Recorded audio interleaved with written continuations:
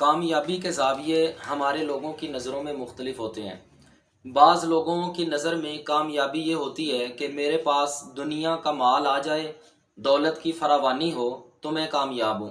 کسی کی نگاہ کے اندر یہ بات ہوتی ہے کہ اگر مجھے دنیا کا کوئی عہدہ مل جائے، کوئی برتری مل جائے تو میں کامیاب ہوں۔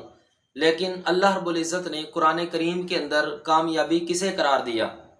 ارشاد باری تعالیٰ ہے فَمَنْ زُحْزِحَ عَنِ النَّارِ وَأُدْخِلَ الْجَنَّةَ فَقَدْ فَازَ۔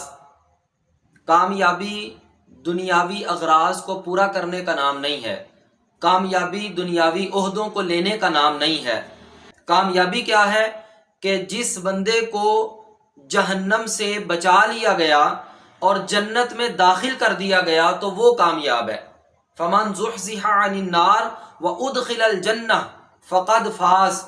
جسے آگ سے، جہنم سے بچا لیا گیا اور جنت میں داخل کر دیا گیا وہ کامیاب ہوا۔